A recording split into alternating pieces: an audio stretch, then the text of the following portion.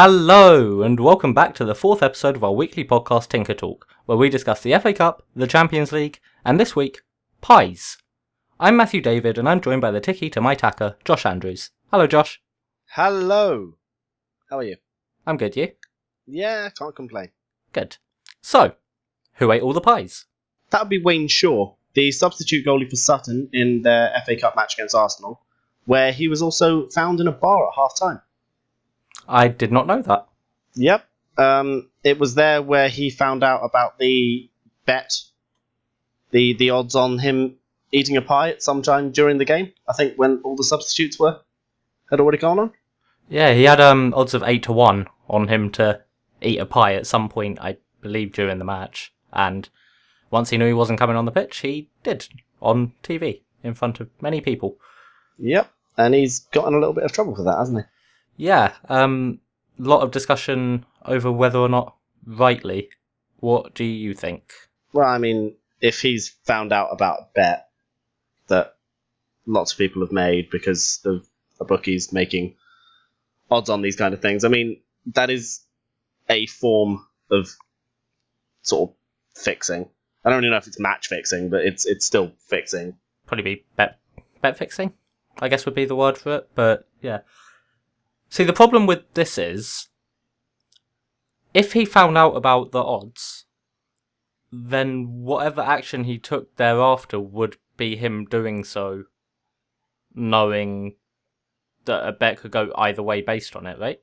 Yeah.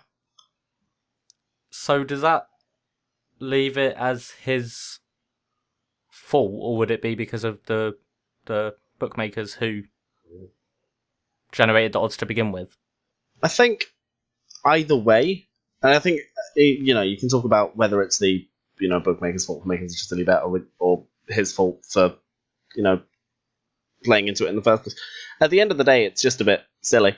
Like, why do it? Yeah, I could agree with that. He might have just been hungry. He might have just been hungry. Was it a pie? Was it a pasty? I mean, that question has actually been thrown around on social media, believe it or not. Yeah, I saw that. I don't think they'll withdraw their paying out on that technicality. There has been, I mean, he's said that it was Arsenal fans were chanting at him, who ate all the pies, so he thought he'd eat a pie. He's since resigned from Sutton.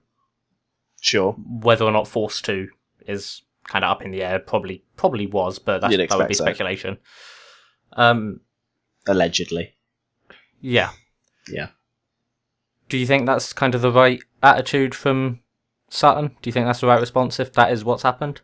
Well, I mean, if you think about it, if Sutton were a fully professional team in the Football League, that's what every other team would have to do. So if you look at it from that perspective, I think they probably made the right call. Yeah, of course. I think the manager was saying as much afterwards that they kind of strive to be as professional as possible, and it puts them in a bad light when something like this happens. Yeah. I mean, I think you could make the argument that if they're trying to be as professional as possible, then somebody eating a pie when they know the game's, like, he's not going to be participating, I think that in and of itself is quite unprofessional.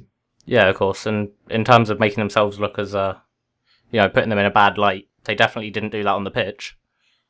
No. They're fantastic. They definitely exceeded any expectations people would have had of them. In spite of Arsenal's poor form, I don't think anyone thought that they would perform as well as they sort of did. No, definitely not. They actually looked a relatively decent match for Arsenal. You can see the kind of inexperience a little bit with some of their defending. Yeah. But going forward, they were definitely a threat. Yeah. They didn't have too many scoring opportunities, but they looked at times on the break that they might cause them a problem. I think it was the winger, Deacon, who was causing quite a lot of trouble for Arsenal's backline. Yeah, he had a rocket of a shot that hit the bar. Yeah. Don't think there was any saving that. No, not at all. No, I think they were testing Arsenal. I don't think they necessarily looked like scoring at any time. They came close through a couple of mistakes from Ospina and some of the defenders, but I don't think Arsenal were ever necessarily troubled. No. But Sutton gave a very, very good account of themselves, and they weren't the only non-league team to do that at the weekend. No, they weren't. Lincoln were quite impressive, weren't they? think that's probably a bit of an understatement. Yeah. They went to Burnley, who've, I think, only lost, was it 3 times at home this season? That sounds about right. Something like that. And, well, they won, which was quite miraculous. Yeah. But a lot of that game was a bit controversial from Burnley's sort of perspective when Joey Barton has explicitly tried to get, well, it looks like he tried to get Lincoln players sent off. Yeah, he walked into someone's elbow, is what he put it as, when that's not exactly what happened. He stomped on his foot and then walked around and tried to win a red card. That's a horrible phrase. Yeah, but that is effectively what he's tried to do. Sure. It's not the first time he's done things like that. No, he's got a bit of a reputation for trying to be a bit Of a thug. well, yeah, that's a good word for it, I guess. Yeah, it's not the first time I've called him that on this podcast either. No, it's not. We've spoken about this a couple of times. I don't think it's unfair to call him a disgrace to football. The problem with Joey Barton, and we won't let this kind of distract too much from Lincoln, we'll talk about them a bit more in a moment. But sure. I think the problem with Joey Barton is he has a lot of ability, and that's always kind of been evident. He's played for some good teams and, been linked with some, to be honest, at times better ones. Yeah. But I think he always lets himself down with his actions off the ball. So, I mean, you look back to when he played for Newcastle and with the Gervinho incident. And also when he played for QPR against Man City, when Man City won the title. Yeah, I remember that as well. That was pretty bad.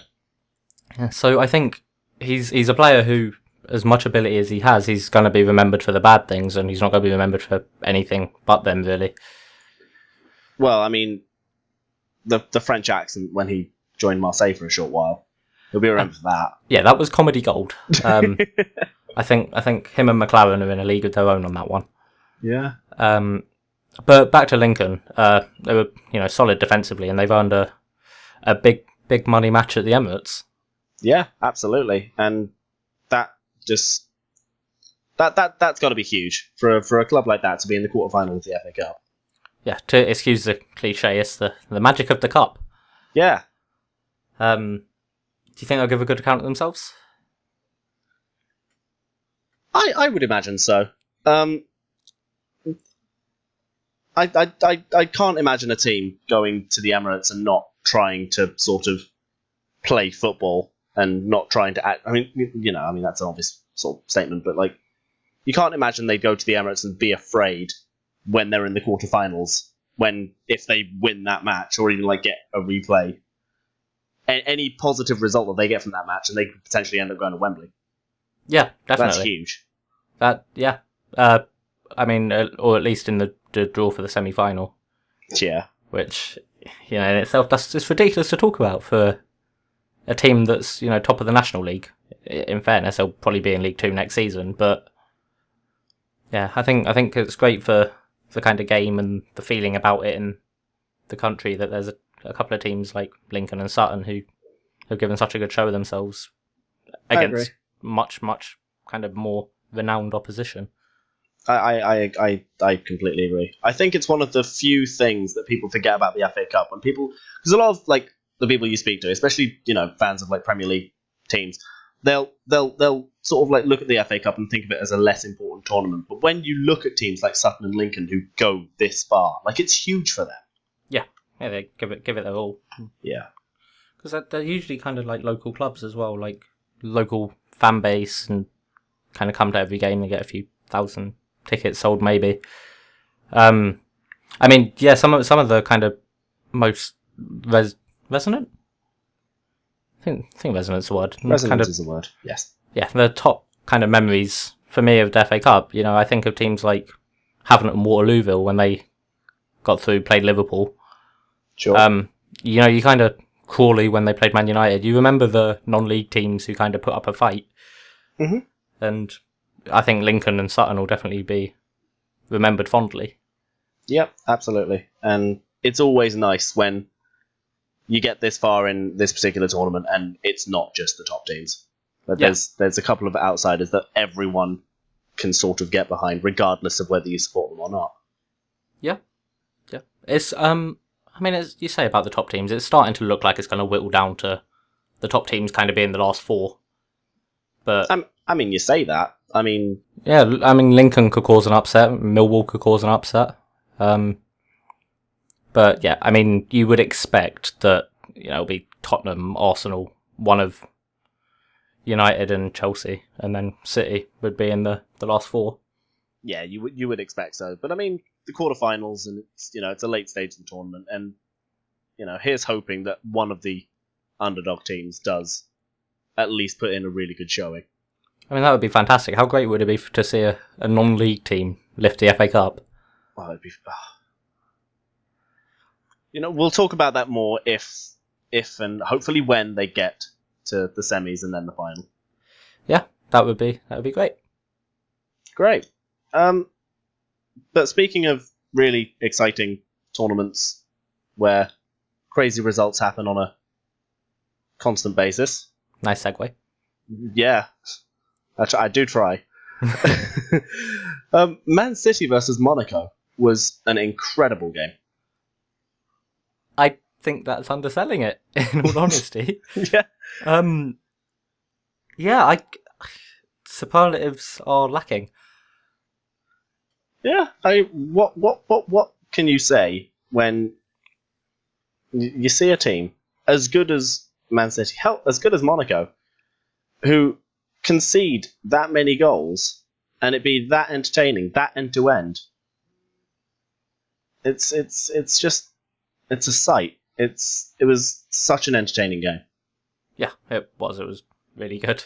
I mean, I was sat watching it and I was getting giddy like a little kid. Like, oh my god, this is so exciting! Yeah. And it just kept giving me more. Yeah. At no point did I think during that game that there wasn't going to be another goal. I mean, critics will be like, oh, you know what? Well, they didn't defend well and all this, but that was what football was about. It was just pure entertainment. It's the kind of game that, if you're a little kid watching that, you kind of, how could you not fall in love with football watching that? Yeah, it's true. Imagine being like an actual City fan. Like, imagine being in a household full of City fans, but like 6 years old, watching that game in a knockout competition. Whew. Yeah. It's remarkable. I mean, Monaco didn't know how to sit back, I don't think. I think they were just like, we need to get another goal, we need to get another goal. Even when they were 2-1 up, then 3-2 up. And then City were like, we need to get another goal, we need to get another goal. But like, from the Monaco perspective, like, you've just scored 3 goals, 3 away goals at Man City. And you've still and you're lost. Still the underdogs. Yeah, it's bonkers. Yeah, I was so happy I watched that game. Yeah, it was so much fun. Yeah, I mean the other game on the night, in fairness, was another goal fest with Leverkusen against Atletico. Yeah, 4-2. Yeah, so viewers were treated to quite the spectacle, whichever game they chose. 14 goals in 2 Champions League matches. Champions League is on the same day. Yeah, the kind of pristine competition. Sure. And there's that many goals. It's crazy. And it's so good to see. It is, but that does beg the question: what's going on with big teams and their defense? Like, I don't understand why. You see, like, I don't want to sound like I'm complaining about it from a fan's perspective, but from like a coach's perspective, you've got to think that's not something you want to see. I mean, I think if it's a pattern and it keeps happening, I completely agree. Obviously, in an individual match, I'd still completely agree. But I think if you're looking at an individual match, say it wasn't a Champions League match, say it was a cup match where it's one game to knock out. Right. I can't see why the priority wouldn't be that you just, you've outscored the opposition. I could understand it in the Champions League because the 3 away goals could cause them a problem. If Monaco, win, 4-2? I'm just going based off the first game, how many goals there were. Sure. But I mean, I think City are probably through. Not to underestimate Monaco, given how many goals they score, but I think City probably have the team, and I think Guardiola's not someone who will be happy with that defending, even if he really enjoyed the attacking. So I wouldn't expect Monaco to turn it around. But yeah, I think in terms of the kind of defensive displays, I think teams want to defend from the front more often. Some teams, and sometimes it doesn't work. It doesn't all the time. You get some teams who are exceptionally good at it. We spoke about the old Barcelona back in the last podcast. They were a team that were obviously really good at doing it. But you look at teams now, and I can't name that many teams who I could say defend from the front all the time and do it effectively in almost every game. But there's no real team that I look at the moment thinking, yeah, I'm sure they'll keep a clean sheet, but they'll still be really attacking and entertaining from start to finish. I think one of the closest teams would be kind of the way Chelsea is set up at the moment. I think Juventus as well would probably be another one that you think of. But yeah, the kind of the whole sitting back defensive style, I don't think is really one that's, as the game progresses, I don't think that's going to be a completely effective method. I'm inclined to agree. The game has always gone forward. When you look at sort of the way the game's evolved over the years, you look at the sweeper systems that they used to have in Italy, and that was obviously countered by something better, like in Total Football, which obviously got molded into something like tiki taka, and now you've got the press that's now happening, like pretty much like European wide, if not worldwide. Like, I guess my question or follow up from that is, what is the next big tactical thing? How do people deal with the press? Oh, well, if I knew that, I'd keep it to myself, I think. Could use that to my advantage. Yeah, I mean, obviously, counter-pressing is a term that's quite popular in Germany. But yeah, it's difficult because you just end up with people running straight into each other in the middle of the pitch or something. I don't know.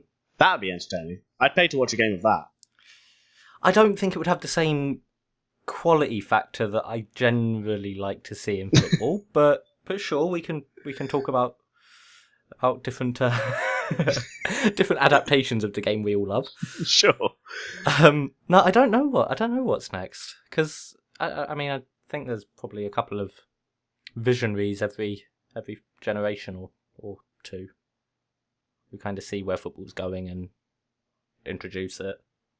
Sure. I mean, you look at some of the coaches who have been these sort of visionaries. I mean, you look at someone like Johan Cruyff. Oh yeah, the first named anyone's head, surely. Well, yeah, and then, but I mean, you go from Cruyff, and then you look at somebody like Guardiola, who sort of took the sort of Total Football from Cruyff, and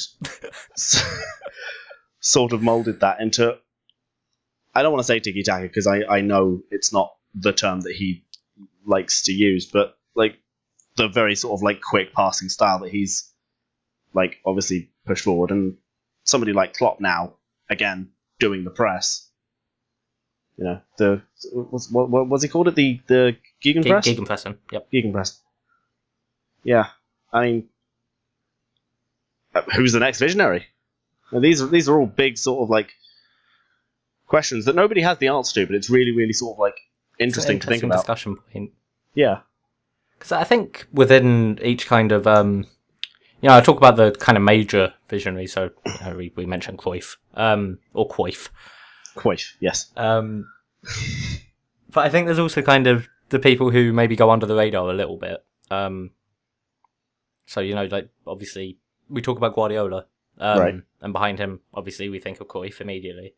But there's also people like like Bielsa and Lilo and these kind of people who have inputs that are invaluable to someone who's going to be forward thinking. Like they take things from other. We both done our kind of FA course, is our first badge, right? Yeah. And one of the things is, about people taking things from other stuff that's worked and adapting them to kind of fit themselves. And I think that's what the best coaches do, is what the best managers do. I think Guardiola's no exception. I think if you look at, I think you look at Mourinho, he's done it as well. I think, I don't know why they're the first two I thought of. Ancelotti's taken things from some of his former coaches in Italy. Mm-hmm. So I think all the best people kind of take other people's ideas, put them all together, make it suit them the best. Yeah, I mean, even if you don't, you look away from the tactical perspective. I mean, you look at someone like Arsene Wenger, who's sort of like been huge in the sort of sports science area of football. Oh, definitely. So, I mean, where somebody may not necessarily be a visionary in some aspects of the game, there's always areas of the game that's going to develop, and that's just something that really fascinates me personally. Yeah, same here. I mean, when Wenger came here, you'd had Arsenal players were smoking cigars and drinking every day and all this stuff, and that soon stopped. It did, and then 10 years later, boom. Yeah, I mean, Man City in pre-season this year, I think, was it Nasri was not allowed to come to training because he weighed too much. Yeah, Nasri was, and you look at players like Luke Shaw as well, who have also been, looked at as somebody who isn't deemed as fit enough to play for that particular, for Man United at the time. Yeah, that was Van Gaal, wasn't it? Yeah, it was. Yeah. So yeah, you can see how kind of precise and, I don't want to say picky, but I suppose that's probably a fairly accurate description. How kind of, yeah, I guess picky people are. They need their players to be where they want them to be. Yeah. And where they obviously believe they should be for kind of the peak performance. Indeed. One of the names I mentioned a moment ago, being Juanma Lillo. Right. It's the assistant manager at Sevilla, mm-hmm. who are playing some pretty impressive football. No argument from me. Yeah, had their game against Leicester tonight. Was thoroughly entertaining again. Mm-hmm. He's kind of pioneer on positional play, and you could definitely see that in Sevilla. Their movement was brilliant. Their body position, they were always ready to receive the ball, move again. Yeah, there was very much like, okay, where are we going with the ball once we've got it? It was a very sort of deliberate movement from the way that Sevilla played today. Yeah, it seemed like they were always a couple of steps ahead, and they ran Leicester ragged. The result definitely kind of flattered Leicester. Definitely. 2-1 result. I think Sevilla could have had so many more. They missed a penalty. Leicester didn't really look like a threat until one really, really good cross from Drinkwater. Mm-hmm. But yeah, I think. So yeah, I mean, there's a lot of speculation about. I think Sampaoli, who's obviously the Sevilla head coach, and Lillo maybe going to Barcelona. Yep, I mean, I could see that being a positive move for all parties. Yeah, going forward. Except maybe Sevilla. But I mean, that they've gone very high with this sort of like you'd imagine they'd want to maybe take things further forward afterwards as well. It'd just be interesting again to sort of like see where they go post. And this is assuming that their head coach does move forward. Yeah, I mean, in terms of their kind of squad, they've always sold loads of people and been just fine. So, they've replaced their managers fairly well as well. Emery's obviously gone to PSG. And Sampaoli's come in and he's doing arguably an even better job. Which is mad to think, considering how good a job Emery did over the time he had at Sevilla. Yeah, so, I mean, I'm sure they'd be just fine either way. I mean, they've got a fantastic squad at the moment, I think. Oh, yeah, there's lots of kind of variety in the players they have, and they're all capable of doing anything, I think. Yeah. And Zonzi's turned into an absolute monster since he's gone there. He has. It's hard to think of many better kind of central midfielders who play the way he does in the entire world, which is quite a credit for someone who not long ago was playing for Stoke and Blackburn. Yeah. I mean, that's definitely a step up in his career. Yeah, he's no disrespect to Stoke or Blackburn, but no, of course not. But now he's playing in the Champions League and not looking out of place at all. No. Looks like he could play for bigger teams than Sevilla even. Well, who knows what the future holds for him. Yeah. Talking about bigger teams than Sevilla, according to UEFA, there are 8. Yeah, They've just released their newest rankings. they have. What do you think of them? I know we've just before we come on the podcast, we've listed kind of our top 10 because I think we disagree with a few things in the UEFA one. Sure. Well, I mean, the thing with the UEFA thing is obviously they account for years prior to the current season, and I'm looking at that now. I mean, Real Madrid, Bayern Munich, Barcelona, they're always going to be in that upper echelon, and there's very little I can imagine that will happen that will change that. Yeah. Not to say that they don't deserve their places, obviously they do, but when I think of the 3 best performing teams in Europe right now, I don't know if they're the 3. Well, I mean, I do know that they're not the 3 that I would have at first, second, and third. Yeah, sure. I mean, like, just for anyone who's not kind of aware, the top 10, according to UEFA at the moment, are Real Madrid, Bayern Munich, Barcelona, Atletico, Juventus, PSG, Borussia Dortmund, Benfica, Sevilla, and Chelsea. Yeah. Which, Chelsea are in there despite obviously not qualifying for the Champions League last season. Sure, but I mean, they did win it ahead of... Yeah, but not in the time frame of this, like where the rankings are done. Oh, actually. No, they haven't. So that wouldn't have had an impact on it. It's the way it's done is kind of how how far they've got in the previous Sure. years. Yeah. And I think the Europa League counts for quite a bit as well, which I think is why Sevilla kind of cracked the top 10. Yeah, although again, I think in terms of, I mean, obviously this isn't how they do it, but in terms of the way they play, they absolutely deserve top 10 best European teams in the world right now. Well, should we get on to our opinion? Yeah, go on then. Okay, so should we go 10th to first? Yeah, go ahead. Okay. Right, so in 10th I've got Man City. Fair. Man City didn't make my top 10. Okay, And interesting. I think an even more interesting thing is that Tottenham did. Tottenham are my number 10. Okay, so there's a discussion point. We'll come back to that in a Yeah, moment. we'll come back to that, sure. In 9th I've got Atletico. Fair. I do have Atletico, but I've got Napoli as my number 9. Okay, well Napoli have made my number 8. Well, Atletico have made my number 8, so... Oh, okay, so Top notch. we're close with that one. Yeah. In 7th I've got Sevilla. Snap. This is getting a bit creepy. In 6th I've got... Are you hacking my computer? No.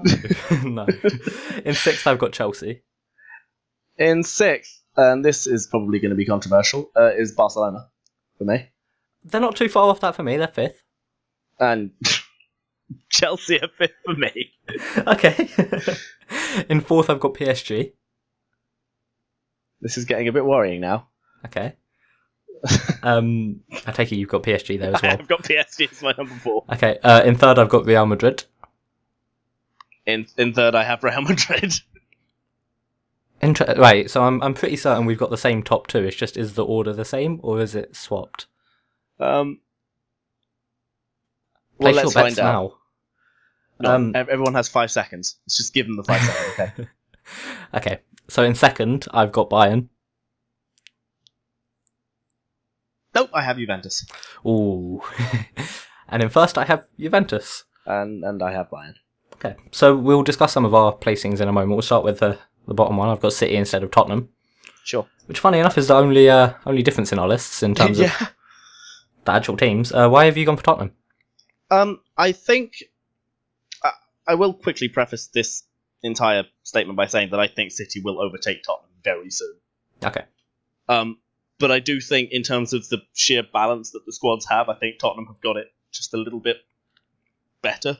I think City, whilst always looking a threat when going forward, especially now with Sane and Sterling just playing the way that they are,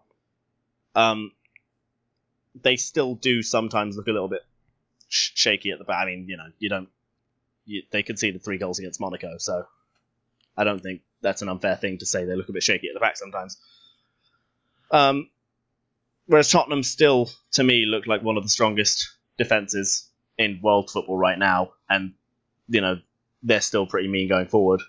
And I think the way that they play is just it's got the right balance for me. Whereas I think City still just need a bit more work. I mean, not to go on kind of individual matches because obviously they don't decide which team's better. But I mean, Sure. City have just beat Monaco 5-3, whereas Tottenham lost both of their matches against them in the Champions League. Yeah, that is fair. But I mean, I would make the argument there that if City had played Monaco at the same time that Tottenham did, then the results could have been also in Monaco's favour. Whereas I think Tottenham have since gotten a bit better, and City have obviously gotten much better. It's funny. I'd argue that actually Tottenham have probably not performing as well now as they were then. I mean, the results the last couple. I mean, obviously it's talking the last few weeks rather than Sure. kind of a long-going problem. But I think City's performance has definitely taken an upturn. They have. But I mean, Monaco. You say about kind of City's defence and dealing with them. Monaco actually would be a kind of special mention for mine. I don't think they'd be too far off my top 10. Nah, top 15 easily. Yeah, I'd go with that. I mean, they are the top scorers in Europe this season, which, they're ahead of Barcelona, who have Messi, Neymar, Suarez. Sure, but they've also been on the receiving end of a 4-0 thrashing, fairly recently. So they're one game, behind on that front is all I'm saying there. Okay. Yeah, but I mean, Barcelona got beat 4-0 and obviously didn't score, whereas I'm saying, Man City beat Monaco 5-3. Still 3 goals that Monaco have got there. Yeah, that's fair. I think I've gone with City just because, Tottenham. Obviously, I like the way Tottenham play a lot and think they're a really, really good team. I just think if Tottenham, I think there's a couple of players at Tottenham. They've got a great kind of team spirit and their mentality is fantastic, and the way they play, again, brilliant. But I do think there's a couple of players at Tottenham that there is a fairly large reliance on, whereas I'm not quite as sure that that's the case at City. So at Tottenham, say for example, you had Alderweireld, Kane, and Eriksen, right, or got injured. You'd think they'd probably struggle a bit to kind of fill in those gaps. Whereas I think City, I mean, feel free to kind of and I will prove me wrong. I will. Caballero. I mean, he conceded 3 against Monaco. He did, but I mean, he's come in and City have looked much, much more solid defensively in the Premier League at least, whereas they haven't looked comfortable at all with Bravo in goal. And that's not me saying Bravo's a bad keeper, because I don't think that, but I mean, I think if you put Bravo back in that team, if they're playing with kind of the confidence that maybe has been established a bit now, I think the last 2 games he's played, it's either the last game or the last 2 games he's played, he's kept a clean sheet as well. Sure. So it's, I think I didn't even mention Luis with Tottenham. You're talking about that kind of. I mean, obviously Luis is better than what City have comparatively. Sure. I think in terms of, I'd fancy City to beat more teams more often than I think I would with Tottenham. I think that's the basis for them being in my top 10 as opposed to Tottenham. Tottenham would probably be 11th. I understand that, but I will quickly follow that back with that might be the case, but I also fancy City to lose more than I would Tottenham. I suppose that's not unfair. It's a bit of a strange thing. I imagine Tottenham would be able to hold more teams when they needed to, and I think they are just as good. Maybe not quite as good, but certainly not far off as good as City when it comes to actually winning. Let me just another hypothetical. Right. Because City, obviously, when they show up, they can beat anyone. I think we'd agree on that, right? Yeah. I mean, I think that's fair. They beat Barcelona and looked much better than them. Would be the best example. Yeah, I mean, they look better than them even when they lost to Barcelona. So, yeah. Would you bet on Tottenham in the same way? If they showed up, I mean, that's the big question. not to duck the question here, but Tottenham haven't faced, and in fairness, this probably helps your argument just as much. Tottenham haven't faced a team of that caliber, except maybe Chelsea. Yeah. And in fairness, when Tottenham played Chelsea most recently, they won. They did lose a time before that, though. They did. I mean, then you're just talking, one match here, one match there. Mm-hmm. We did the same with City just now. Mm-hmm. I mean, you can talk player for player and all the rest of that in terms of Chelsea versus Barcelona in terms of who you think's better. And obviously Barcelona are the much bigger club. But I feel like if you were to put it this way, Tottenham's backline against Barcelona, I would trust a lot more than I would City's. Okay. And where Tottenham would not look as threatening, in my opinion, going forward, I don't think that equates to them not necessarily being as good. Okay. Well, yeah. I mean, like I say, I think Tottenham. There's definitely not much in it. That was quite a difficult decision. Yeah. I do think I'd put Tottenham 11th if we were doing a top 11, but obviously we were doing 10. That's fine. And like I say, I said this quite early on, that I think probably by the end of the season, I'll be saying City. Yeah. 10th at least, the way they're going at the moment. I think that's definitely fair. Mm-hmm. I mean, next you've got Napoli, I believe I've got Atletico. Yeah. I mean, it's quite a slight fall from the top for Atletico, right? Yeah. I mean, last year, if you'd have, asked me about Atletico, they would have been much higher than 8th or 9th. But yeah, definitely. I think my whole reason for having Atletico slightly above Napoli is just Atletico. I mean, maybe the 4-2 is very fresh in my mind, but they've obviously had a really good performance there. And I think generally, if you were to put the two teams against each other, I think Atletico would probably just come out on top more often than Napoli. I'd probably agree on a kind of head-to-head basis. I just think, Atletico obviously got to the Champions League final last season, but they kind of did that on the back of their solid defence. Right. And I think Simeone's gone a bit more attacking this season. I don't really think they look quite the force that they did, and I think that's probably the reason they're further down. Mm-hmm. Whereas Napoli, obviously they lost 3-1 to Real Madrid last week, but I'd probably back Napoli to. I'd feel like they'd be more likely to pull off an upset.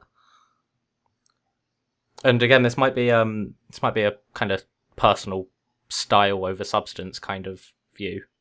But I think Napoli have got Mertens and Insigne who are just playing out their skin, scoring bags of goals. I think that might be what's swaying it a bit for me. But I've been very impressed with Napoli this season, whereas I've not been so much with Atletico. That's fair. Although obviously I think there may be a viewpoint of you expect less from Napoli than you would from Atletico based on the years prior. Yeah, that's fair. And again, like I said, head to head, I think Atletico probably win. I think player for player, I'd probably also have Atletico. And whilst, Atletico, in my opinion, also have the best out and out player. I think we can both agree on that. Yeah, and Griezmann. Yeah, sure.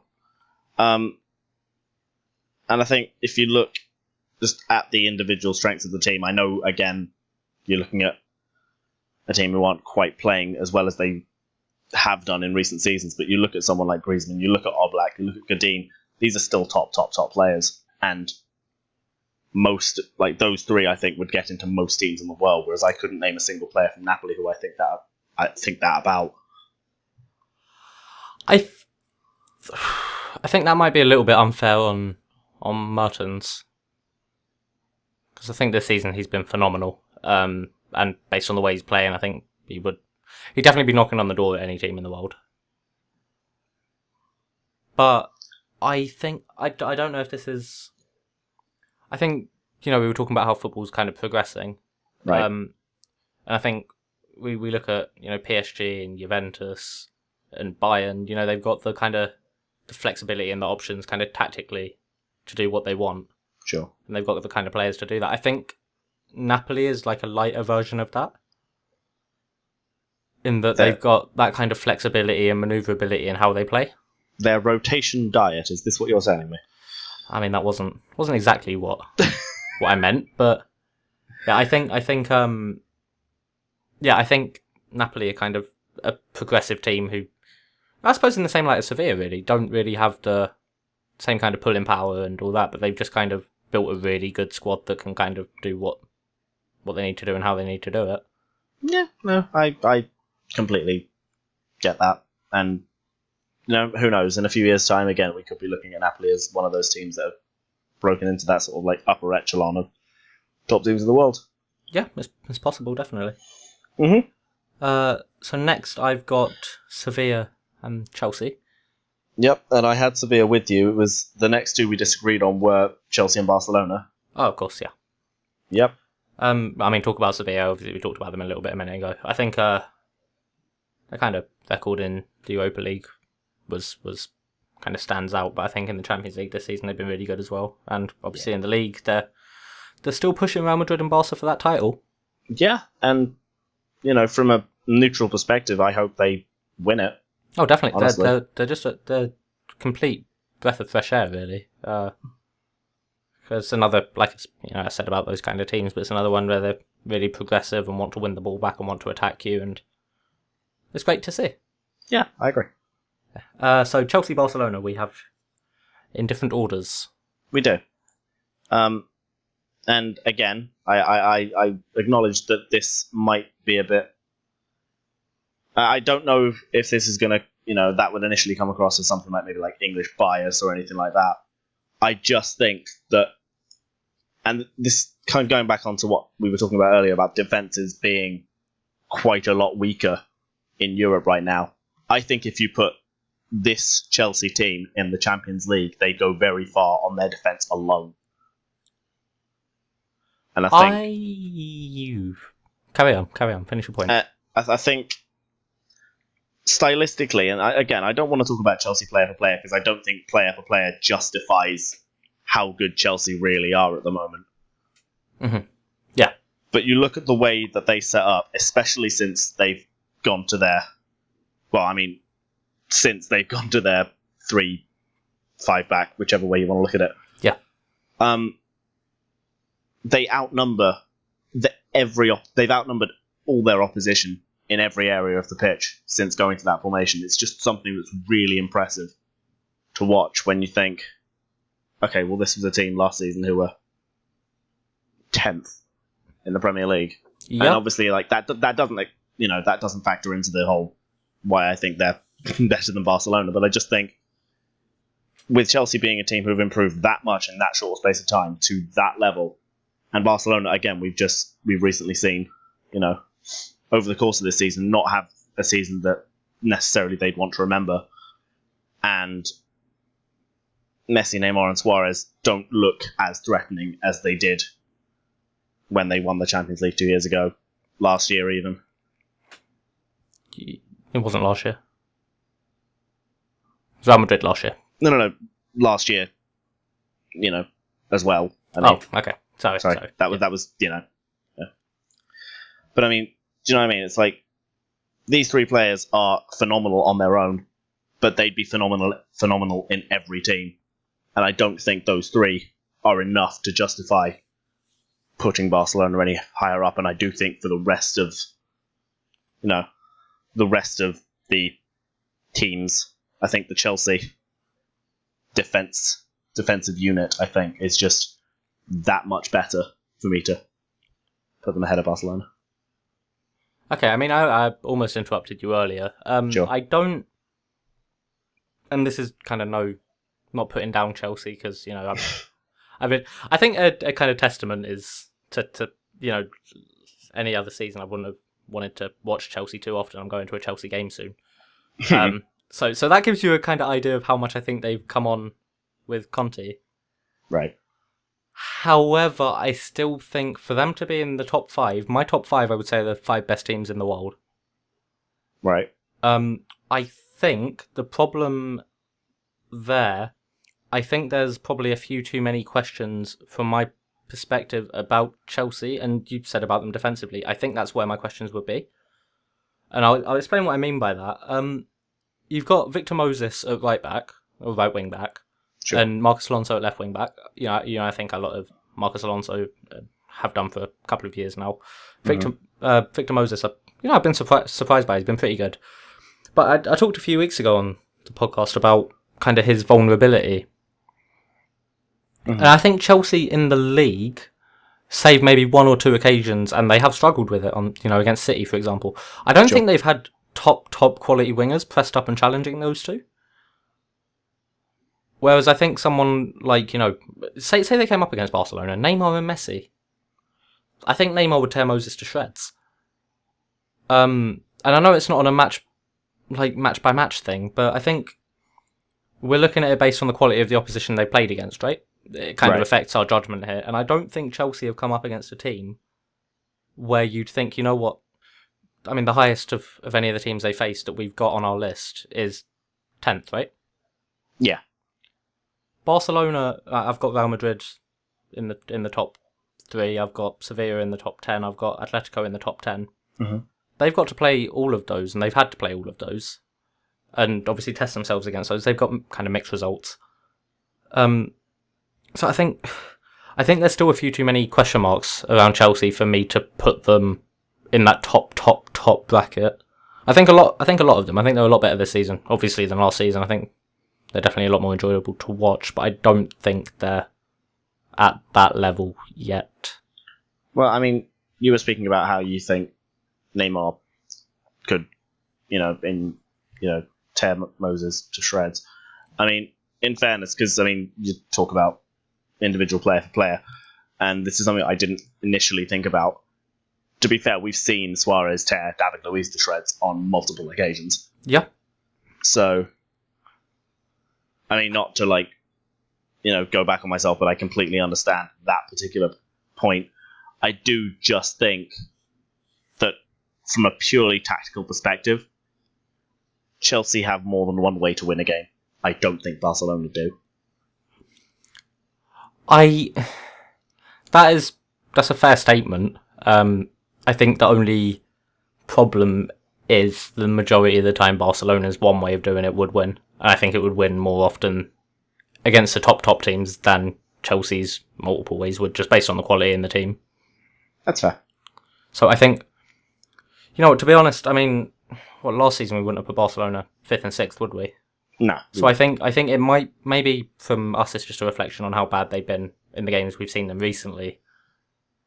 But I think, I think that's probably why they're as low. And obviously credit to the teams above them, in our opinions. Sure. But yeah, I don't think Chelsea are better than them. That's fair. Did you have PSG 4th or did you have them 3rd? I had PSG 3rd, and I had PSG 4th, and I had Real Madrid 3rd. Okay, same as me. Yep. Why did you have them that way?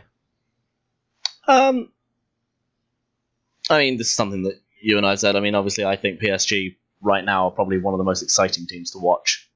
In terms of the players that they have, the way that they set their teams out to play. Matuidi just being a ridiculously stamina man. Yeah, I think our listeners will probably get the impression that you're quite a big fan of Matuidi. I am a big fan of Matuidi. But the reason I have Real Madrid slightly higher is because I don't want to talk about teams as if player for player it's that important, because player for player doesn't tell anywhere near enough of the whole story. But I do think player for player they are quite a lot better. And where PSG do a lot of sort of very, very good things for specific games, I think Real Madrid have a tendency to just be really sort of effective in every game all the time. Yeah, it's an interesting day to say it, considering, just a couple hours before we were recording this, they obviously lost to Valencia. Well, that is true. But, you talk about, that 2-1 loss, that's not what's been going on typically throughout the entire season. Yeah, it is an anomaly for the course of the season. Sure. Yeah, I think Real Madrid are obviously a juggernaut. I guess would be a good word for it. Yeah, they are the European superpower, I think. That's a big claim. Are we talking in terms of their kind of pulling power? Yeah, but, Okay, that's probably fair. I'm not necessarily talking about how sort of good they are, but when you talk about the biggest European teams in the world, I think Real Madrid would probably be the first name people would say. I mean, they are third for us. I mean, what I like about Real Madrid this season, I'll obviously talk a bit about PSG in a second, but Sure. what I like about Real Madrid this season, and there's some criticism for Zidane, and he's kept it simple, and it's worked for the most part to his credit. Mm-hmm. I do quite like the way he's got the most out of his squad. So, you've got Lucas Vazquez has come in, and he's been great for them. Isco has kind of been reinvigorated. Asensio's played a bit. Casemiro looks fantastic now. Yeah. I think Zidane deserves a lot of credit for that, and I don't think he always gets it. I'm probably one of the people who doesn't give him enough. Yeah. I think it's one of those things when you're a manager and you're not necessarily particularly experienced, you do just want to do the things that you know. And if Zidane's really good at, coaching the simple stuff, then having his teams do the simple stuff just makes sense. And if that's the way that it is, then hey, it's working. Yeah. Right. Yeah. So yeah, I mean, credit where it's due, without a doubt. Mm-hmm.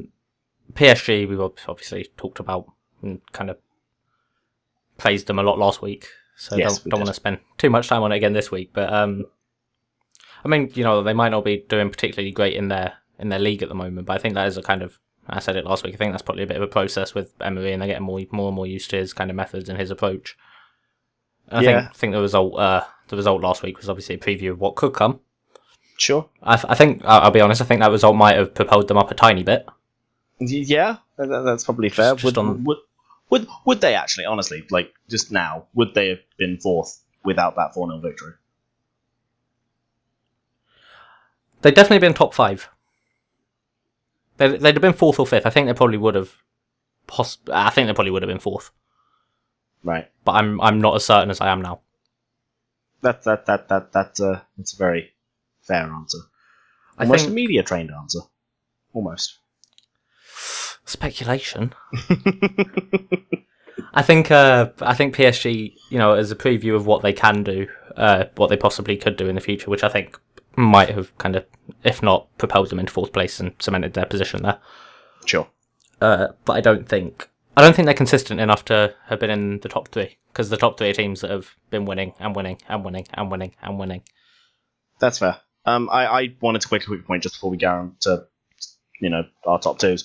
But with PSG, I do think their lack of dominance, for lack of a better word, in Liga is probably down to their added sort of, incentive to want to win the Champions League, because that's been their sort of ultimate aim. Yeah, I think for a few years now. Yeah, going with Emery as their kind of appointment sort of showed their intention for Europe, because he's obviously got a fantastic record in the Europa League with Sevilla. He's kind of proven himself to be a cup winner.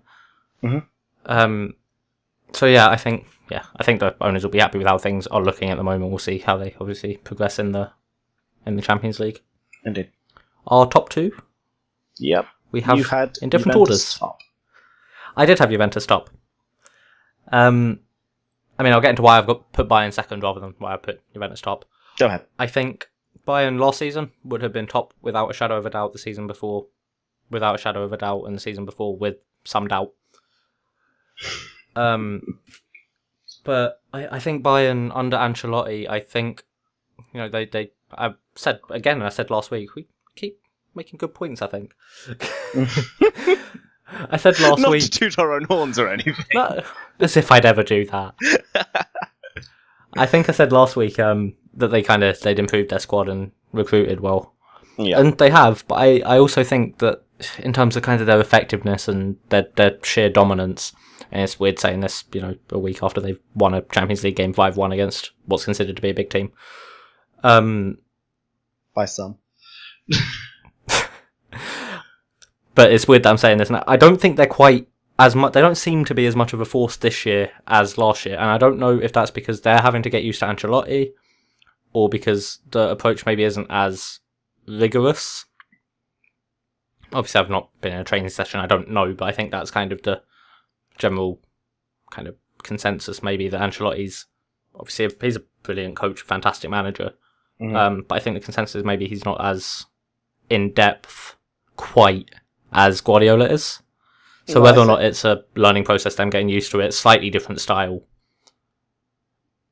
Yeah, I think if we're going, towards the style aspect of it, I do think Ancelotti's style has traditionally been very sort of, simplistic, but very effective. Yeah. And once that style and that sort of method is put into full effect, and obviously he's been there for 6-8 months now. Yeah.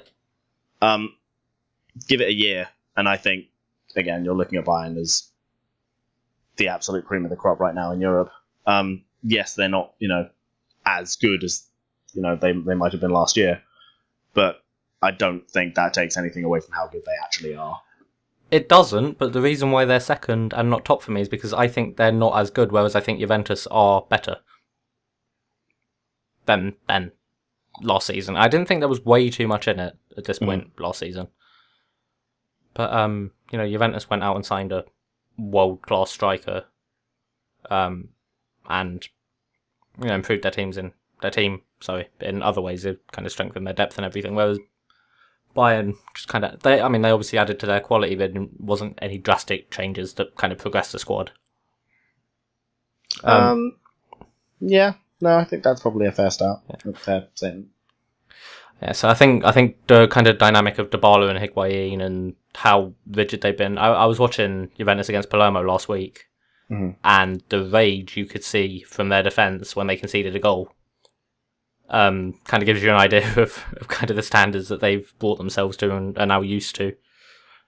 And I think that's probably progressed a bit from last year. Yeah, I don't think there's many who could argue with that. I think my reasoning behind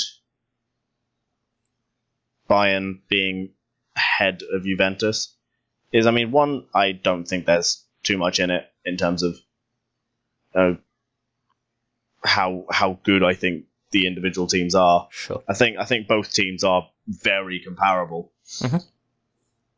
But where I look at a team like Bayern, and then I look at a team like Juventus, how many players from the Juventus team get into the Bayern team? And following up from that, if the answer is as low as it is for me, what is it about the Juventus team that makes them as good as Bayern? And I do think that Juventus team is as good as Bayern because of a person, their manager, who may not be there at the end of this season. Obviously he, could be as well. He could be as well, but I think we did, again, it's another one we did a little rundown beforehand. I can't remember exactly what I came up with, but I think player for player, the first team maybe, Bayern do have the edge. I'd say. Mm-hmm. I think when you look at the squad and again the options they have, the ways they can play in whatever way they want, and this is a thing that's apparently factored into my list quite a lot. Sure. I think Juventus. I think Juventus probably have more adaptability and more options in their squad. So Cuadrado can play as a winger, can play as a right back. Lichtsteiner can play as a wide midfielder, can play as a right back. You've got Alexandro can play as a left back, left midfield. Dybala, striker, winger.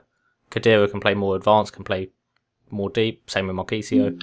I don't know what that was. But yeah, I think.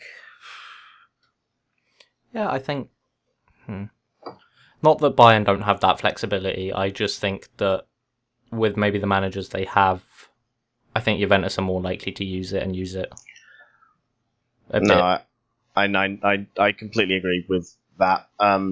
Ancelotti's not going to, necessarily have Alaba, for example, playing centre back, defensive midfield, and everywhere else. I mean, you look at Alaba now, and he's very much okay. That's where he plays. That's that. Same with someone like Lahm. Whereas under Pep before, they were moved about depending on whatever the system sort of required at the time. Yeah. So I do think the whether they use their tactical flexibility of Bayern or not is probably a fair statement, but I don't think that takes away from how good they are, even with their lack of variety. I don't want to use the word flexibility because they have the flexibility, they just don't use it. Yeah. I mean, I'll make a counter argument to my very own point. With and I don't agree with it, but it is a completely valid one. It's completely fair. Mm-hmm. Ancelotti's the kind of manager to use square pegs in square holes. Right. Whereas some would argue, at Juventus, maybe it's a square peg in a round hole sometimes. Same with, Bayern last season, actually, under Guardiola. Sure. Again, I don't agree. I think, obviously, top managers, top coaches will get the ability out of their players, whatever position they're playing in. Mm-hmm. But, if Ancelotti plays to his players' strengths, then, he's always capable of a massive result. Yeah. But, our lists are fairly similar, so I think we've kind of established who we think is probably the top 10, in our opinions, or top 9. Top 9, and like I say, at the end of the year, probably our top 10. Yeah, we'll see. We will see. So, just before we kind of wrap up, it's question time. It is question time. Do you want to go first? No. I'm gonna pass this over to you. I always ask the first question. You do, but I like that system. Well, flexibility. Maybe if you ask it first, one of us will get them right this week. That's possible. Okay. Well, anyway, I'll. Because superstitions are a thing. Yeah, definitely. Okay. Who is the only team to win the Champions League / European Cup more times than they've won their own domestic league title? Sounds a bit tricky, so I've got a clue for you if you want it. Right. Go on. They're a British team. Just to quickly clarify, we're talking about the Champions League in its current format, yes? The Champions League / European Cup. Ah. Ooh. Nottingham Forest. Good job. Yep, they won the Champions League or European Cup twice, and they only won the top division once. Yeah, well done, me. I saw an image fairly recently of the. It was a taking the mickey out of Arsenal sort of with their lack of Champions League trophies, and obviously with the English teams who have. So yeah, that's where I plucked that out of the back. So you cheated basically. That's fine. No. I just used my brain. Good job. What's your question? My question is: can you name the highest scoring match ever to have happened in the Champions League? Dortmund versus Warsaw. Do you know what the score was? 8-4. Ah, well, you see, you ask a question first, and we both get them right. We both get them right. We'll just have to do that more often. Any chance of a sudden death here? Ooh. Go on. Sure, okay. Let's do a sudden death. Seeing as we both got one right. If we get them wrong, we don't bother, but if we get them right. Okay, I've got a question for you. Go on. Who holds the record for getting through the group stage in the most consecutive Champions League seasons? See, being an Englishman, there was obviously one team that was in my head when I heard that, but I don't want to say Arsenal because I can't imagine they'd have gone, through ahead of some of the other teams that are obviously in the Champions League. Okay. That being said, a lot of the other big teams in the Champions League haven't always been it. Like, obviously, Juventus won't have been. For example, I'm going to say Bayern. You are wrong. If it was Arsenal, I'm going to cry. Josh, I'm sorry. Was it actually Arsenal? No, it wasn't. It was Real Madrid. Ah, okay. Fair. They've been into the knockout stage in 20 consecutive seasons, and that record is still going. Okay, so I've got a question for you. Okay. 2 matches in the knockout stage of the Champions League have finished 4-4. These are individual matches, not aggregate scores. Okay. Can you name one of the matches and both teams involved in one of the individual matches? I mean, I'm going to hedge my bets and say probably not, but I'll give it a go. Yeah, go ahead. So a Leon Real Madrid match to finish for? Oh, that's a rhetorical question. I don't want you to answer. What matches have been really high scoring? I couldn't. No idea. I'm going to be really upset if it's a Leon Real Madrid match. Is that? Do you want to guess Leon Real Madrid? That's probably a good idea. Yeah, I'll do that. I'll allow you to do that. You're wrong. Ah. Which I'm shocked. At you being wrong, or have you just randomly seen an answer? No. I'm shocked that I'm wrong. Ah, right. Well, the one that I thought you would get of the two, was a match between Chelsea and Liverpool in 2009. I forgot about that. Yep. But in case you couldn't tell. I mean, I could because you didn't guess them. Okay, what was the other one? The other one was between Hamburg and Juventus in the year 2000. Not much has changed, but they lived underwater. I knew that you. So predictable. Yeah, just a little bit. Can I just point out a problem here? Go on. We're still drawing. We are. Some good matches end in a draw, and that's how we'll finish. Right, cool. Alright, this is our agreement for this whole thing from the future. If we both get it right, we go to a sudden death. If we both get it wrong, we're just rubbish. I agree, you're rubbish. So, thanks for listening to Tinker Talk. If you've enjoyed, please leave us a like rating. Be sure to press that bell and subscribe to, be told when we're going live. Like us on Facebook, follow us on Twitter, follow us on Instagram, listen to us on SoundCloud. Yeah, that's about, all the social that medias. Yeah, we're everywhere. Everywhere.